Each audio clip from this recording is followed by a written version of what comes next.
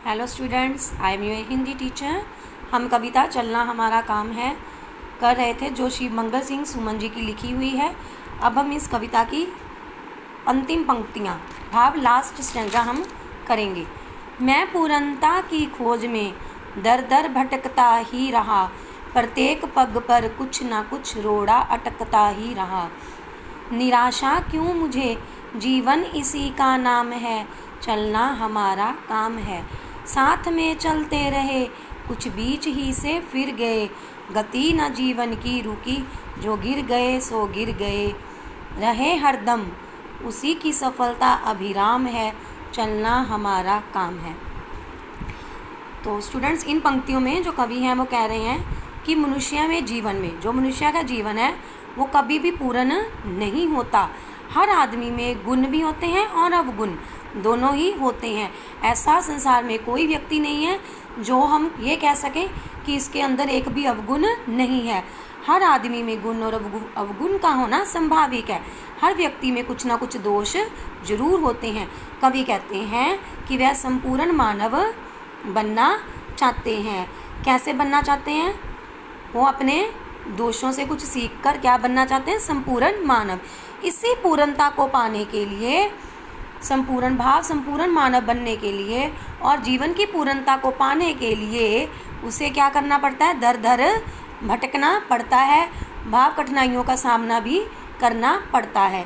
तो मनुष्य को इस प्रकार की समस्याओं का सामना करते हुए कभी भी घबराना नहीं चाहिए, क्योंकि सुख दुख जो है हमारे जीवन का एक अहम हिस्सा है।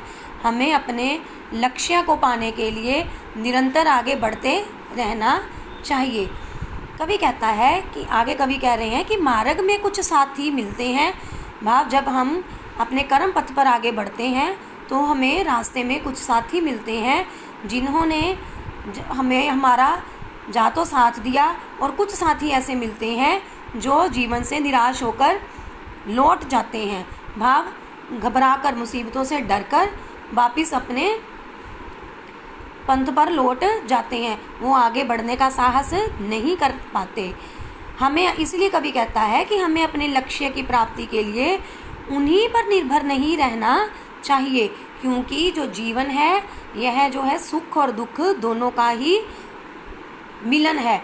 तो हमारे जीवन में सुख है तो दुख भी आएंगे। तो हमें दुखों से घबराकर अपने कर्म पथ पर आगे बढ़ते हुए नहीं रुकना चाहिए। हमें सदैव आगे बढ़ते रहना चाहिए। तो स्टूडेंट्स, ये हमारी कविता थी, चलना हमारा काम है। इस कविता के द्वारा जो कवि है वास्तव में हमें मनुष्य को यह बता रहा है कि हमें मान अपमान, जो सुख दुख है, मान अपमान है, इस पूर्ण कविता में कवि ने हमें बताया है कि जो जीवन के सुख दुख हैं, मान अपमान है, ये दोनों जीवन के पहलू हैं। इसलिए हमें इन सभी को सहते हुए क्या करना है? आगे की ओर बढ़ते रहना है, क्योंकि जो हमारा जीवन है इसी का नाम है। तो स्टूडेंट्स, हमारी कविता यहाँ पे समाप्त होती है। धन्यवाद।